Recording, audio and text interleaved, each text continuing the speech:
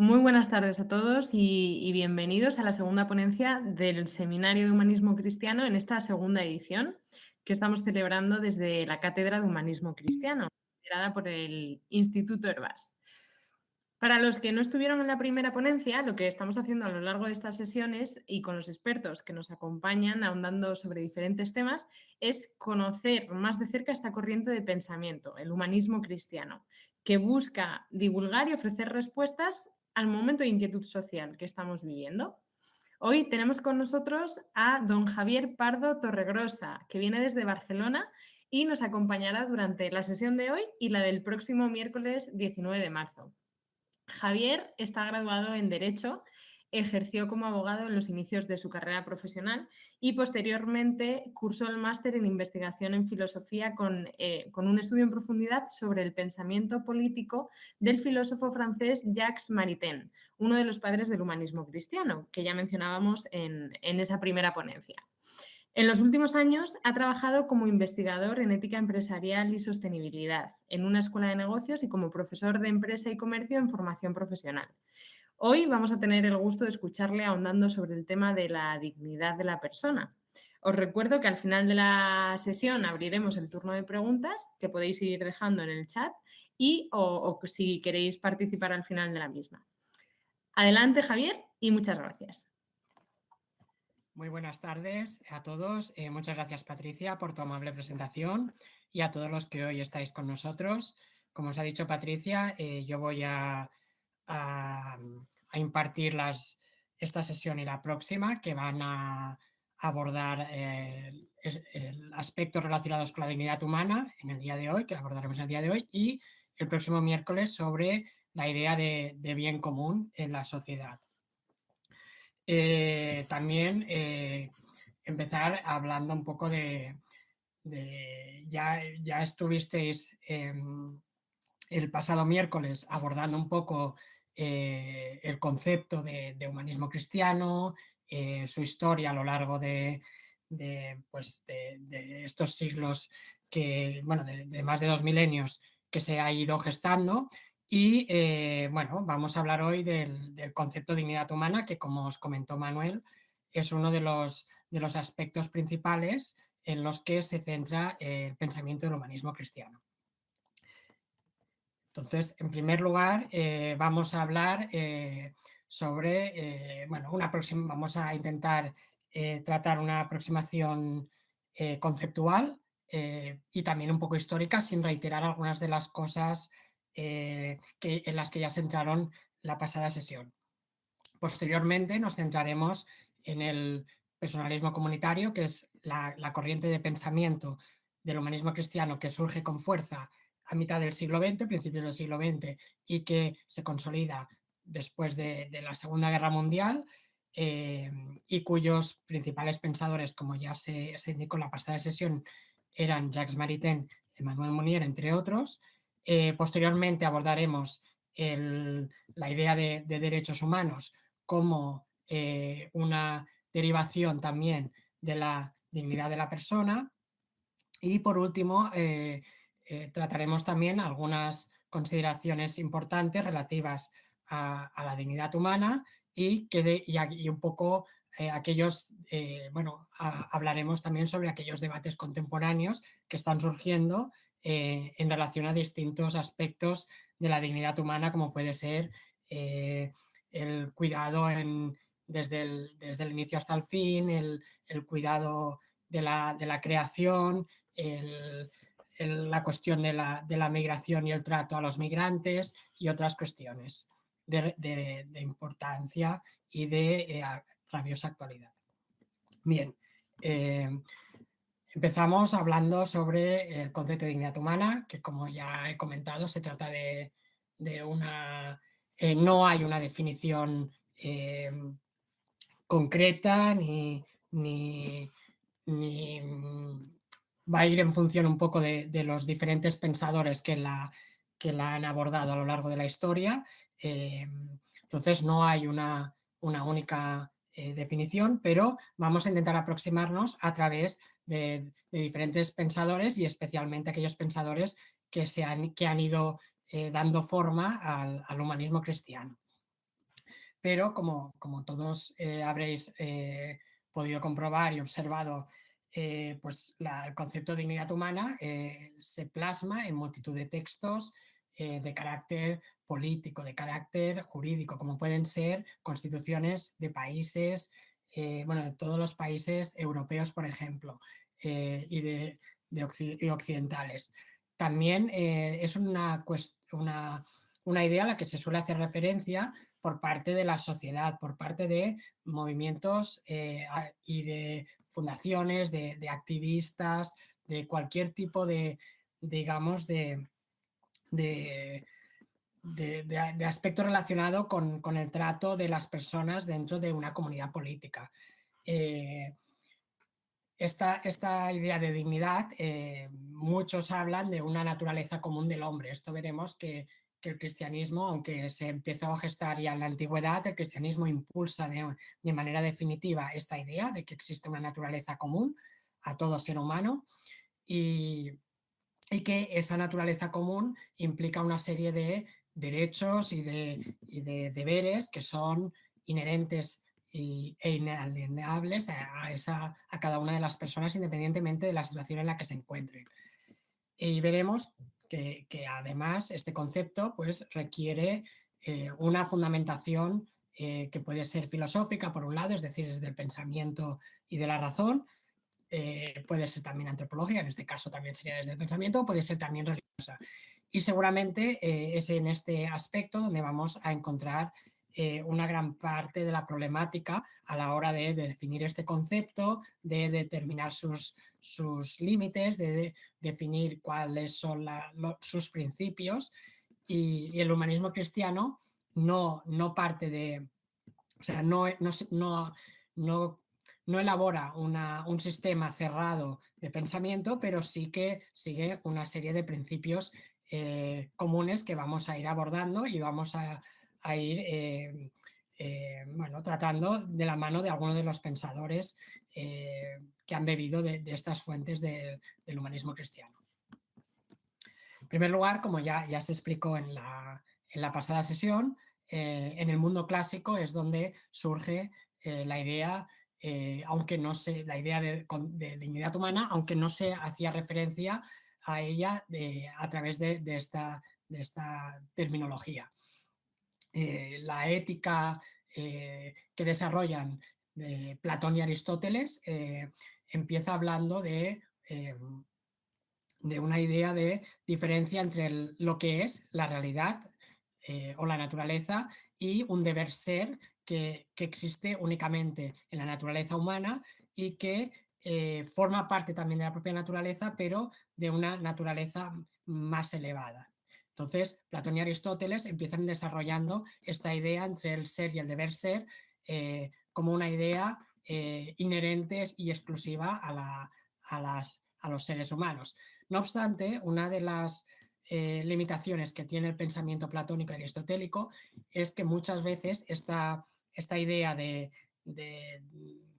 esta atribución que sobre todo se encuentra basada en la capacidad racional y de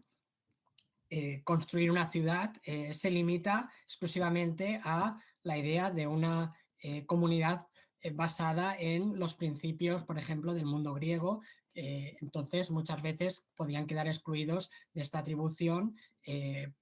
ya sean otros pueblos o también los propios esclavos. Entonces, hay una problemática en la antigüedad con el tema de la esclavitud que veremos, bueno, que no pudo ser solucionada hasta que finalmente llegó el cristianismo. De todas maneras, el pensamiento en la época clásica continuó avanzando, tal y como visteis en la pasada sesión, a través del estoicismo y en particular de Cicerón, a través de una mayor universalización de la idea de naturaleza humana y por lo tanto de una idea de respeto y de ética de toda persona. No obstante, volví a ver un poco en ciertos casos, ciertas ambigüedades, especialmente con el tema de la esclavitud. En esta imagen que acompaña a la derecha, en el lado superior, podéis ver a Cicerón en el Senado romano, y fue uno de los principales defensores de la idea de bien, de idea de justicia dentro de la polis y de la idea de una naturaleza común que debía ser respetada. Y por otro lado, hay otro elemento que no solo es a través de la razón, sino más de la propia experiencia humana, que la cultura clásica lo refleja muy bien a través del mito de Antígona. No sé si conocéis la obra de Sófocles de Antígona, pero hay una... Antígona era hija de Edipo en la obra que escribió, y los hermanos de Antígona tenían que turnarse el trono de un reino de Grecia. Entonces, uno de los hermanos asesinó al otro y posteriormente fue desterrado el otro hermano, el asesino, por el tío de Antígona, que se convirtió en rey. Entonces, que era Creonte. Entonces, Creonte no permitió que el hermano de Antígona fuera enterrado dignamente, porque lo consideraba un traidor y que había cometido uno de los mayores crímenes que se podía cometer contra la polis. No obstante, en este contexto que, como decíamos, en el mundo clásico, Antígona, en este contexto en el que la dignidad iba ligada a la obediencia a las leyes de la polis, en este contexto Antígona busca o dialoga con Creonte para desobedecer, o sea, planta cara a Creonte para poder enterrar a su hermano y finalmente por ello es castigada. Entonces, en uno de sus alegatos, Antígona lo que defiende es que hay una ley no escrita que viene desde lo alto, o sea, haciendo referencia a la divinidad, y que no puede ser transgredida por las leyes de los hombres. Y esa dignidad que abarca, de la persona, que abarca incluso el dar sepultura a una persona, por muy injusta que haya sido, por muchos crímenes que haya cometido, es precisamente uno de estos momentos en la antigüedad en los que se resalta la idea de dignidad humana. Pasamos a la tradición del judaísmo y del cristianismo, y hay una idea que se encuentra en el Génesis, que es que todos hemos sido creados a imagen y semejanza de Dios, y esto es uno de las ideas más poderosas que aporta el cristianismo, o bueno, la tradición judío-cristiana, porque en el judaísmo también se encuentra en el Génesis, a la idea de igual dignidad de todo ser humano, y que además esa dignidad reviste un carácter sagrado, ya que cada una de las personas está hecha exclusivamente a semejanza de la divinidad. Es decir, hay una idea de que la persona se erige por encima de la creación y forma parte de esa, digamos, forma parte de la comunión con la divinidad en la medida en que ha sido creado a imagen y semejanza, y además ha sido creado en un acto de amor. También San Agustín nos hablará sobre el libre albedrío, que es una cuestión muy importante ligada a la dignidad humana, ya que nos otorga esa libertad moral, esa libertad de conciencia para poder decidir si actuamos conforme a esa dignidad que se nos otorga o no. Y también en el pensamiento cristiano de la Edad Media se desarrolla por parte de Santo Tomás esa idea de la criatura humana participa en la perfección de Dios. Entonces hay un carácter sagrado en la idea de persona, en la idea de ser humano, que le otorga una especial importancia a diferencia de otro tipo de culturas o digamos, de la cultura clásica, donde no tenía el impulso que le da ahora esta potente idea de que hemos sido creados a imagen y semejanza de Dios. Bien, pues en el Renacimiento esta idea de hombre adquiere una mayor relevancia, ya que se descubre lo que podríamos denominar como individualidad. Es decir, hay una profundización en la individualidad de cada ser humano, hay una mayor autonomía y esto tiene una serie de consecuencias. Por ejemplo, Pico de la Mirandola, que es uno de los primeros pensadores que hace referencia expresa a la idea de dignidad, considera que dignidad de la persona, considera que esa persona, que las personas se elevan por encima del resto de las criaturas, no en un sentido antropocéntrico, que posteriormente observaremos en la ilustración, sino desde una perspectiva de que el ser humano es la única, digamos, el único ser o criatura que es capaz de mover o de alejarse de una naturaleza fija animal. Es decir, hay una posibilidad de ascender hacia una serie de capacidades que son más elevadas, que provienen, digamos, de la divinidad, y esa posibilidad, es decir, esa potencia de alcanzar ese tipo de elevación es lo que otorga, según Pico de la Mirándola, esta idea de dignidad. Esto se trasladará también, esta noción de dignidad se trasladará en la Escuela de Salamanca, que es un elemento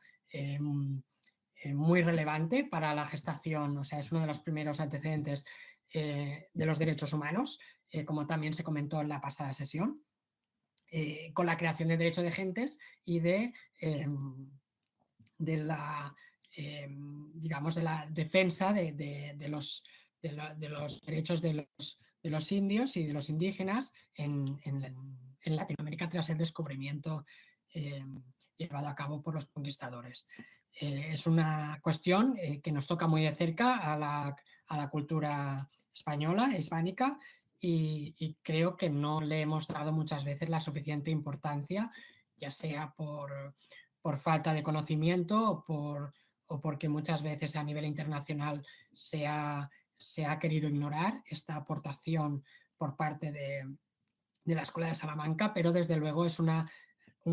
gran aportación a la defensa de la dignidad de toda persona y a la defensa de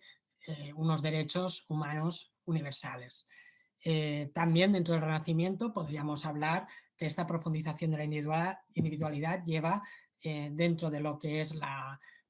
perspectiva o el ámbito religioso al desarrollo de una mística y una espiritualidad más interior, una relación más personal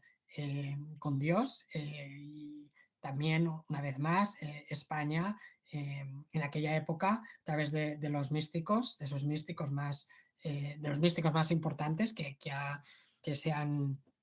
tenido la historia de la Iglesia, como son San Juan de la Cruz y Santa Teresa de Ávila, pues se pudo profundizar en esta idea. Ahora bien, dentro del Renacimiento también surgieron algunas otras ideas o tendencias que empezaron quizás a dañar un poco o erosionar el concepto de dignidad desde otras perspectivas. Por ejemplo, el protestantismo, al abordar la idea de individualidad en la relación con Dios, empieza a gestar también un mayor individualismo de cara a la sociedad, es decir, tiene consecuencias esta idea. Y también, lógicamente, la degeneración del libre albedrío al considerar que, pues, digamos, con ese pesimismo antropológico que considera que el hombre es un ser caído y que estamos predestinados y no hay la absoluta libertad, digamos, pensada por San Agustín en su teoría del libre albedrío, condicionados por la concupiscencia, pero también impulsados por la gracia de Dios. Y bueno, también dentro del Renacimiento empiezan a gestarse los primeros humanistas, quizás más laicos, donde, aun no negando la idea de Dios, empieza a surgir un cierto antropocentrismo que carece o ya no ve la idea no ve necesaria la idea ni de Dios ni tampoco de comunidad. Esto deriva en plena ilustración, en pleno pensamiento ilustrado, hacia un antropocentrismo. Entonces, aunque es quizás el momento histórico en el que empieza a plasmarse y a desarrollarse mucho más la idea de dignidad, pero contiene ciertas desviaciones que vamos a comentar ahora. Esa dignidad se atribuye especialmente a la capacidad racional. Entonces, aquí ya hay una cierta problemática en el momento en que se liga la dignidad exclusivamente, o se puede ligar exclusivamente a la capacidad intelectiva. También se liga de manera especial a esa idea de libertad moral, de libertad civil, libertad política, a través de las distintas declaraciones de derechos del hombre, en países como Estados Unidos, como Francia, donde precisamente solo se permitía a unos pocos, a una élite, poder disfrutar de este tipo de libertades. Por parte de Kant, aunque hay también un avance muy positivo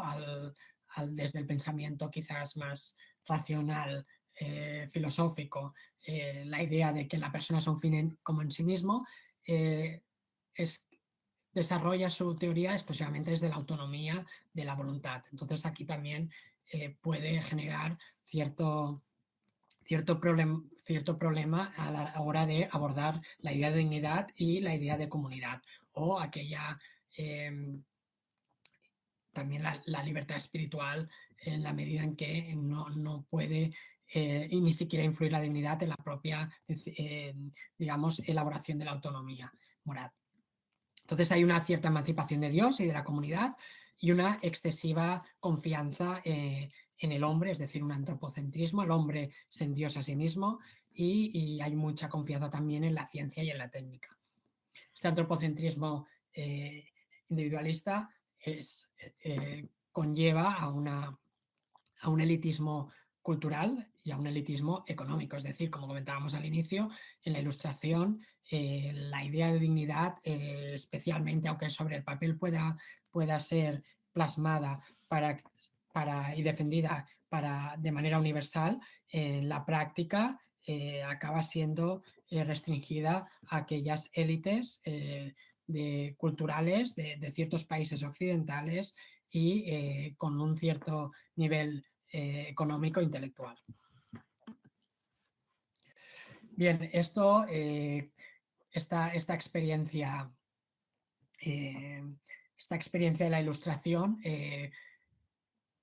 continúa o degenera también en otros problemas que acaban llevando a una cierta animalización del hombre como respuesta al endioseamiento del hombre, es decir, hay una vuelta a los orígenes, a ideas presocráticas en las que el hombre se entiende que no hay una diferencia entre el ser y el deber ser, sino que el hombre simplemente sí que es un animal más que sigue sus propios instintos y puede estar incluso determinado o no su propia libertad. Esto por un lado, y por otro lado hay ciertas teorías como del filósofo alemán Carl Schmitt, que desarrolló la teoría de que es posible es posible defender incluso desde el Evangelio, que esto es una de las cuestiones más peligrosas en las que se puede caer desde el cristianismo. Llegó a defender la idea de la existencia de enemigos políticos, es decir, consideraba que la idea de amar a tu enemigo era únicamente respecto al enemigo privado, pero no abarcaba al enemigo público. Y de esta manera se pudieron desarrollar teorías de ningunear la dignidad de lo que en aquel momento algunos países, algunos movimientos políticos e ideológicos consideraron que eran sus enemigos. Esto llevó, como todos sabemos, a las guerras mundiales, al auge de los totalitarismos, y tras los horrores vividos a lo largo durante la primera mitad del siglo XX, surgió con fuerza una renovación del humanismo cristiano. Entonces, como comentábamos, la idea del humanismo cristiano se fundamenta en la igual dignidad de toda persona humana, básicamente porque hemos sido creados a imagen y semejanza de Dios. Esta dignidad además conlleva que hay una libertad interior, una libertad de conciencia, que nos puede llevar a una libertad espiritual y una apertura a la trascendencia, es decir, no se trata únicamente de un animal que sigue sus instintos, sino que se pregunta por el sentido de la vida y además de una manera espiritual, es decir, ese sentido de la vida necesitamos darle un sentido y no todos los sentidos nos valen, es decir, necesitamos un sentido que nos llene. Entonces, esta idea de búsqueda de la trascendencia se configura como uno de los elementos clave dentro de lo que es la dignidad de la persona. Otro de los elementos esenciales es la idea de que la dignidad conlleva una idea relacional desde el punto de vista espiritual para aquellas personas creyentes con Dios o con la divinidad, también con el prójimo y también con toda la creación, es decir, no hay una separación de estos tres elementos. Esa comunión tiene que abarcar tanto la parte espiritual como el prójimo, como toda la creación. Y digamos que podemos llegar a esta idea de dignidad a través de un diálogo entre nuestra naturaleza humana, es decir, a través de los comportamientos humanos que a lo largo de nuestra vida va configurando nuestra propia historia a través de la razón y el intelecto, pero también impulsados por lo que es el legado del cristianismo, que como decíamos antes, avanza en una dirección determinada en el momento en que se indica que hemos sido creados a imagen y semejanza de Dios. Y por último, lógicamente, esta experiencia vital y espiritual acaba de cerrar este diálogo a través del cual podemos ir conociendo o definiendo la idea de dignidad. La imagen que hemos puesto, supongo que todos o muchos conoceréis, es San Agustín con un ángel que le pregunta al ángel que está intentando, y estaba intentando recoger el agua con una concha del mar y ponerlo en un agujero perdona, disculpa que me he equivocado, o sea, estaba intentando San Agustín entender el misterio de la Santísima Trinidad, y el ángel le indicó que era más fácil que cogiera todo el agua del mar y con una concha lo introdujera en un agujero en la arena. Entonces, este símil es muy importante en la idea de dignidad humana desarrollada por el cristianismo, ya que aporta una dimensión relacional. La Santísima Trinidad es la comunión, la idea de que Dios es comunidad, la idea de que Dios es amor. Entonces, esta idea trascendente hacia la divinidad y hacia el prójimo, y también hacia toda la creación, como decíamos, es la que impulsa esta idea de dignidad humana. Los pensadores del humanismo cristiano, veo que se ha traspuesto un poco en la diapositiva los apartados, pero bueno, os lo comento. Este desarrollo del humanismo cristiano a principios del siglo XX hace hincapié en esta apertura espiritual, por un lado, y esa apertura al prójimo, esa comunicación con el prójimo y con la comunidad. Además, esta idea de relación con la apertura a la trascendencia, relación con el prójimo, es lo que nos permite dar el salto de la individualidad a la personalidad. Es una diferencia que se desarrolló en la filosofía atomista, y que, por ejemplo, el pensador Jacques Maritain aprovecha la idea de la razón para profundizar en la diferencia entre individuo y persona. Individuo se trataría de aquellos aspectos de la condición material,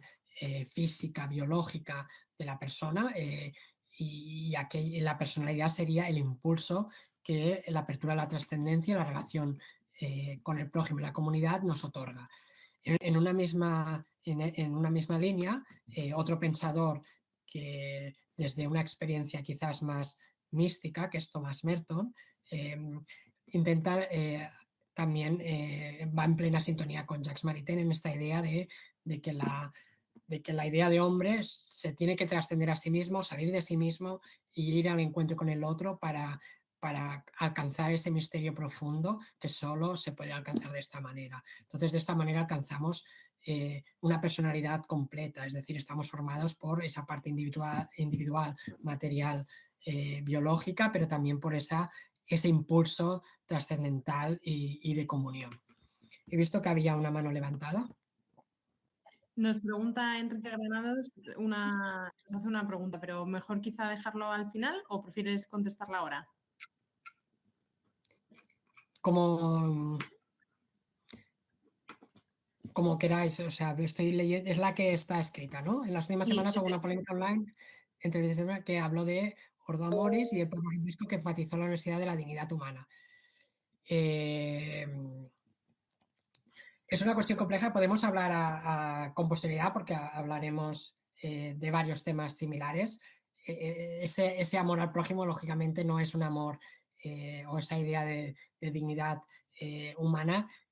es universal al 100%. Ahora bien, se desarrolla con el prójimo, o sea, aquí empieza con el prójimo, pero bueno, lo abordaremos más adelante. Pero desde luego que es universal y aquí no podemos, o sea, es uno de los principios básicos de la dignidad desde el punto de vista del cristianismo. Vamos avanzando y si en caso lo comentamos con posterioridad. Bien, el humanismo cristiano contribuyó a desarrollar la Declaración de Derechos Humanos, la Declaración Universal de Derechos Humanos de 1948, que se proclamó con posterioridad a la Segunda Guerra Mundial. En esta declaración, por primera vez, hay una participación, podríamos decir, de prácticamente la mayor parte de las regiones culturales del mundo, de las diferentes corrientes de pensamiento dentro de Occidente, que hasta ese momento habían estado bastante enfrentadas. Hay un cierto encuentro. La idea de alcanzar una común declaración sobre los derechos humanos está basada en un acuerdo pragmático. ¿Qué significa esto? Significa que el fin último o la fundamentación última de la Declaración de Derechos Humanos fue que todo ser humano revestía una misma dignidad que era inalienable y era inherente a cada una de las personas, pero no se fundamentaba el concepto de dignidad. Entonces, esta idea fue defendida especialmente por Jacques Maritain, entre otros pensadores, para poder desencallar los desacuerdos que existían en ese momento entre las grandes culturas del mundo, las grandes corrientes ideológicas y Jacques Maritain, que en ese momento se encontraba como trabajando para Naciones Unidas como enviado especial para la UNESCO de Francia, fue uno de los impulsores que ayudó a alcanzar este acuerdo. Y en la declaración, de hecho, insistió mucho en que se plasmara la idea de persona y no de individuo, precisamente por esta idea de personalidad que hablábamos con anterioridad. Bien, también la Declaración de Derechos Humanos se ha ido desarrollando en las distintas constituciones y leyes positivas de los países y podríamos hablar de que hay 4 generaciones de derechos, que unos son los derechos fundamentales de la persona, que sería este núcleo duro que hace especial hincapié en la dignidad de la persona. También la idea de derechos civiles y políticos, es decir, aquellos que están ligados a la participación en la vida pública y en la vida civil y política. Posteriormente, los derechos económicos y sociales. Y, por último, los derechos culturales y de medio ambiente, que sería la última corriente de derechos que ha sido aceptada y que también desde el humanismo cristiano se ha abordado desde su propia fundamentación.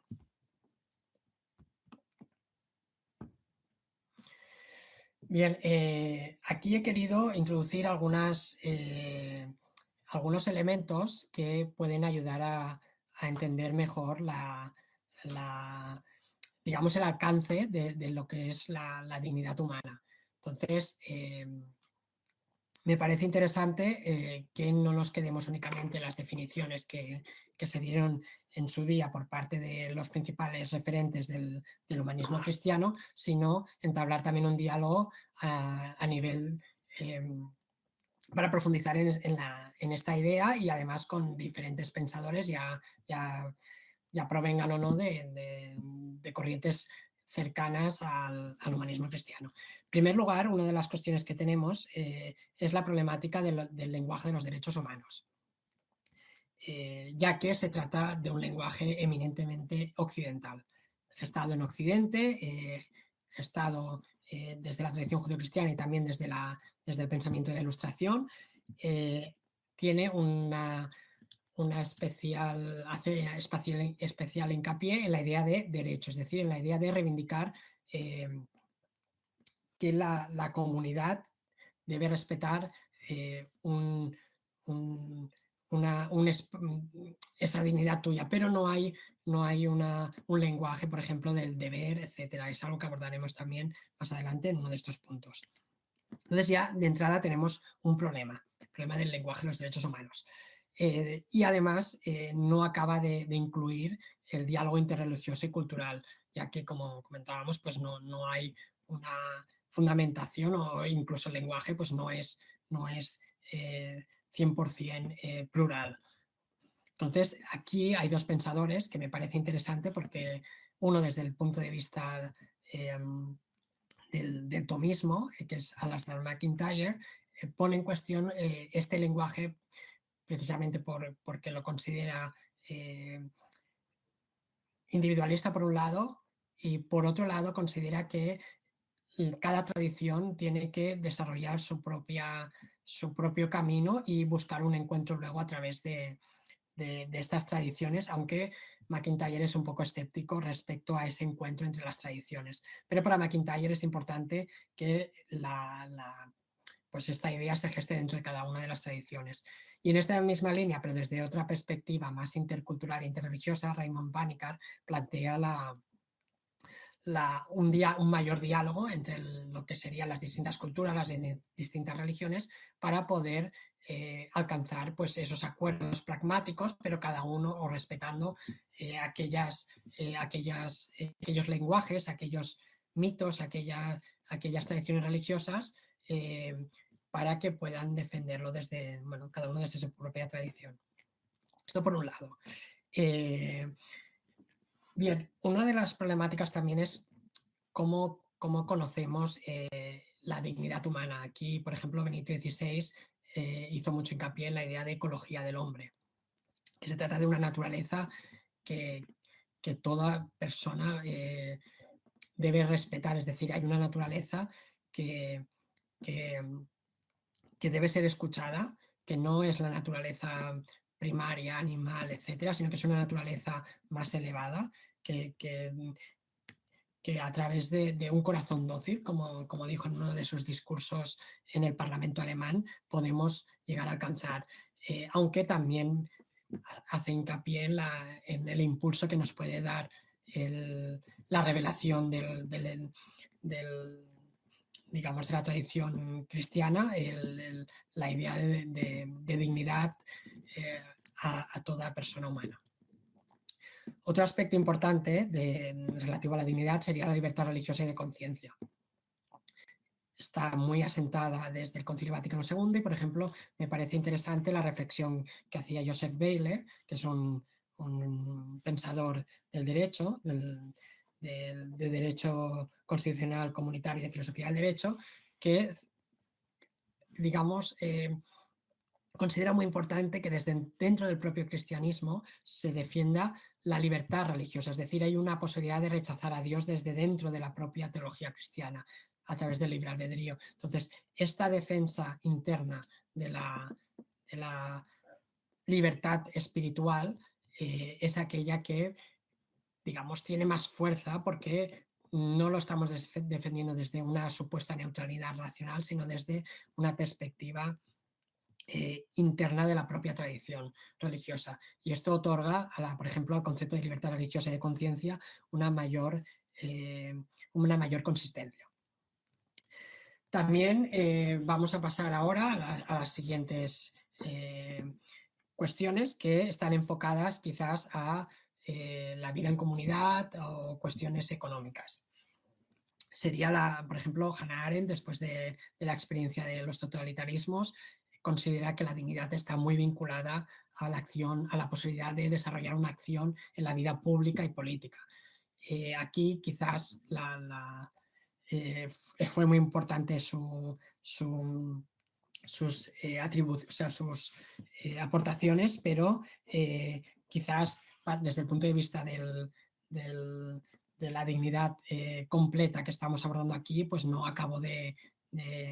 abordarlo en plenitud. También la idea de trabajo y condiciones dignas es un aspecto muy importante que el humanismo cristiano siempre ha trabajado desde sus inicios a través de la encíclica de León XIII, Rerum Novarum, en la cual se defendía con mucha consistencia y vigorosidad la defensa del trabajador y de poder tener una dignidad en todo tipo de trabajo y que la economía debe estar al servicio de la persona y de la comunidad. En este sentido también Emmanuel Mounier y Simone Weil abordaron la idea de la dignidad en el trabajo. Por ejemplo, Simone Weil, que llegó a dejarla, que es una filósofa y pensadora que murió muy joven además, de principios del siglo XX, llegó a dejar su trabajo como profesora de filosofía y para dedicarse a trabajar en las fábricas porque quería experimentar y quería vivir realmente esta dignidad o quería estar un poco al pie del cañón y con la comunidad de trabajadores. Otro aspecto también importante que hoy en día quizás estamos teniendo o sufriendo las consecuencias es que hay un excesivo carga en la individualidad, en la idea de derecho, pero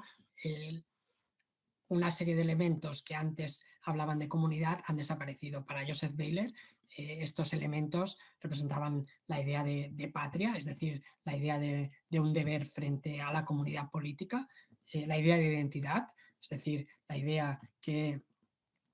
ante una que vamos a abordar la idea de construir una identidad nos acerca al prójimo y nos permite construir mayores lazos, es decir, el ser humano no está aislado en sí mismo, sino que se construye a través de pequeñas comunidades que dan o configuran una identidad también a esa persona. Y el deber frente al prójimo que especialmente desde el cristianismo, pues se trataba. La ausencia de estos tres elementos pues provoca que se haya desequilibrado la balanza y haya un exceso, quizás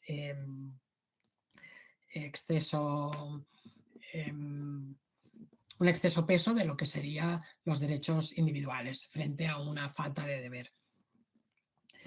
Y yo creo que por eso, por ejemplo, en esta cuestión, pues un diálogo interreligioso con otras culturas puede volver a reequilibrar la balanza. De todas maneras, dentro de nuestra propia tradición, han surgido también pensadores que a lo largo del siglo XX han querido desarrollar esta carencia. Por ejemplo, María Zambrano también con la idea de persona como una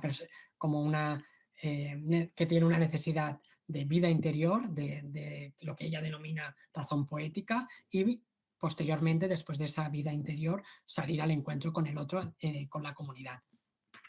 Por ejemplo, Edith Stein y Thomas Merton también van en esta línea, pero desde un punto de vista más espiritual, más místico, y también proponen ese doble camino de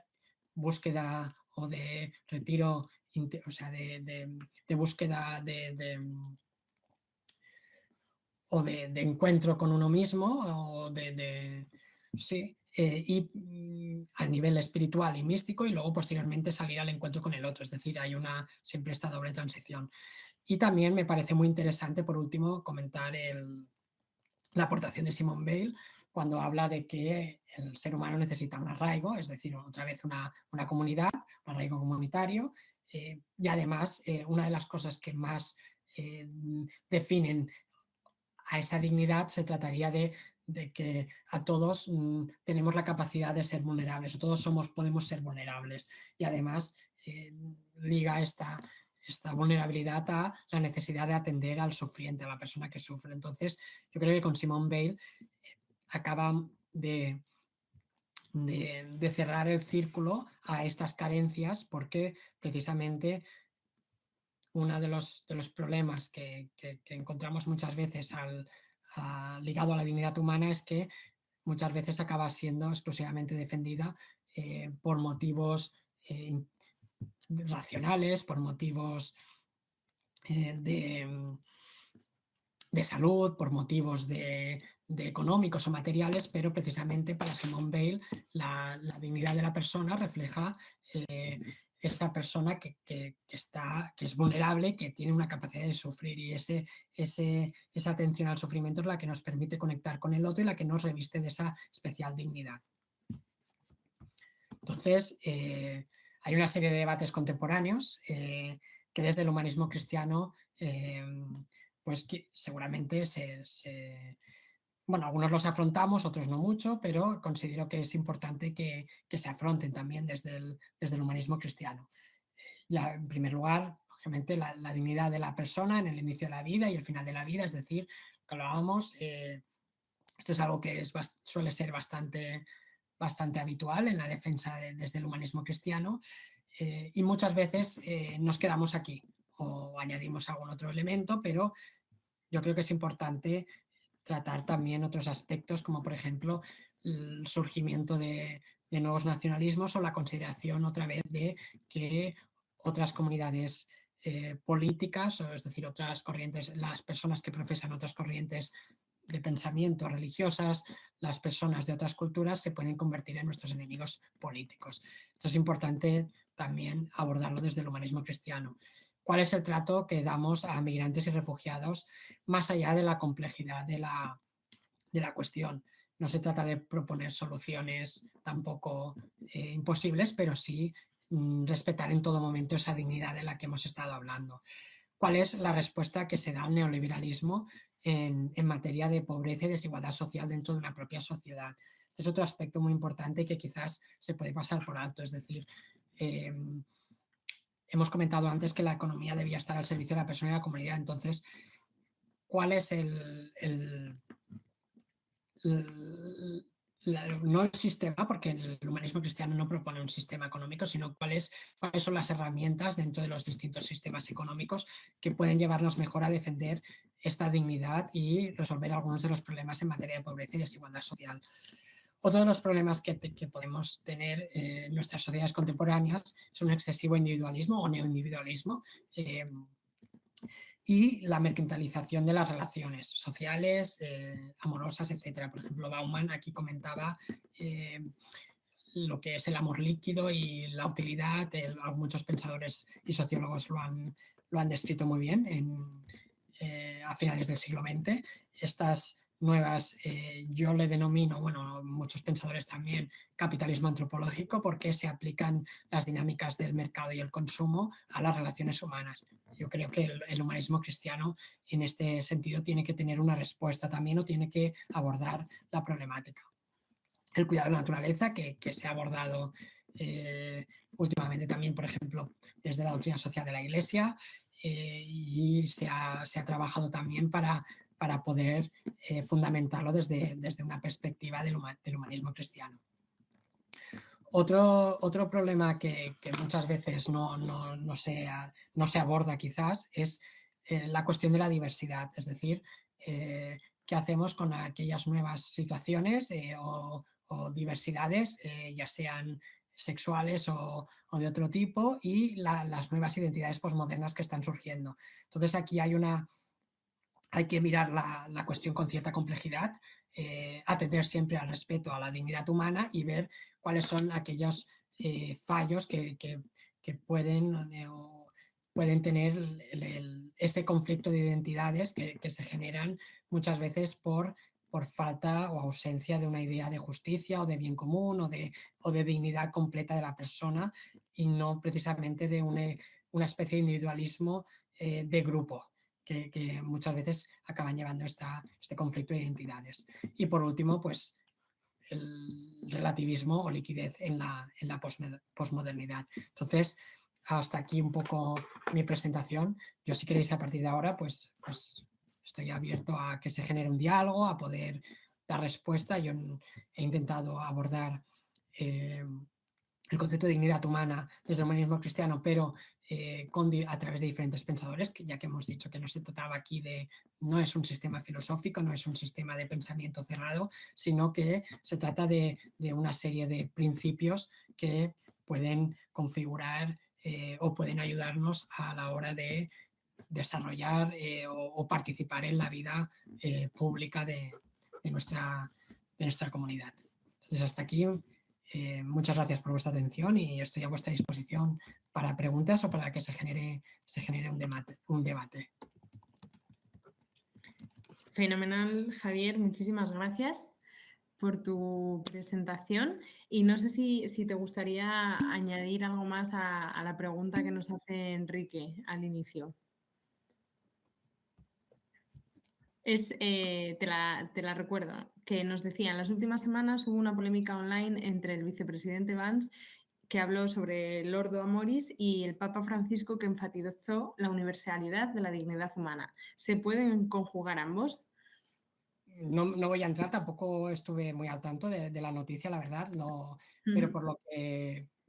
dando respuesta, yo considero que la dignidad humana, o sea, es universal, pero sí que hay el deber de amor al prójimo,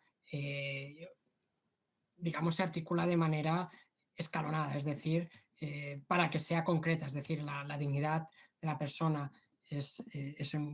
atribuible a todas y cada una de las personas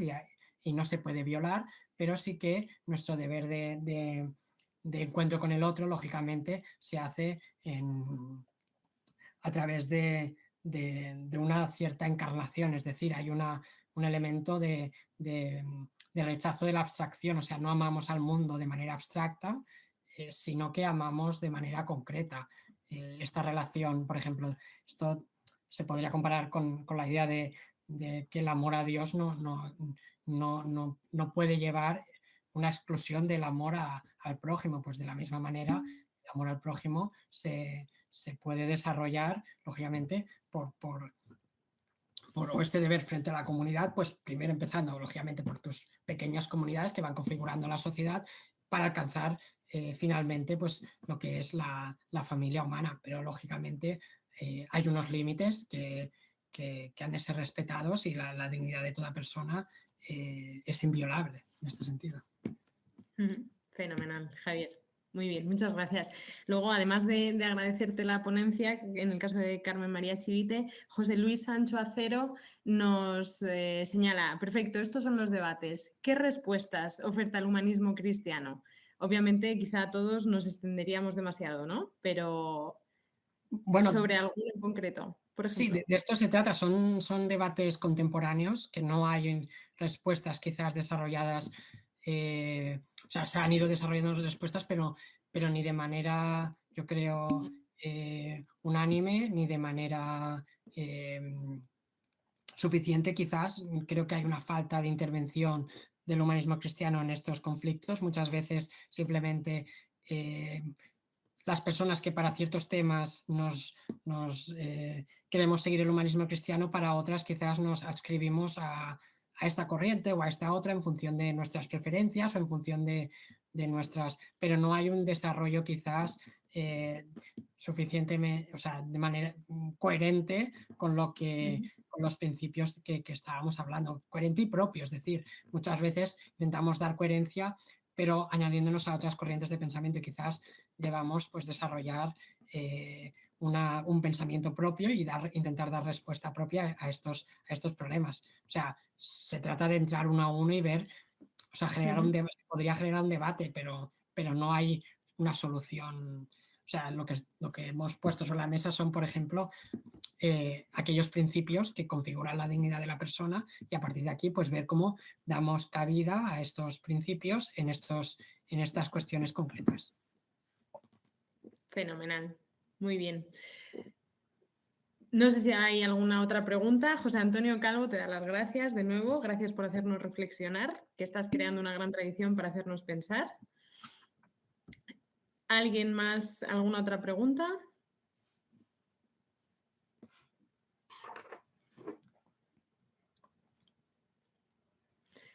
Quizá en la próxima sesión, Javier, sigan saliendo más cuestiones. Aún así, muchísimas gracias. Nos volvemos a ver la semana que viene, a la misma hora y en el mismo sitio, y en este caso sobre el bien común, ¿verdad? Correcto. Muchas gracias por vuestra atención y por vuestra paciencia, y muchas gracias, Patricia, y a todos. Gracias a ti, Javier. Gracias a todos.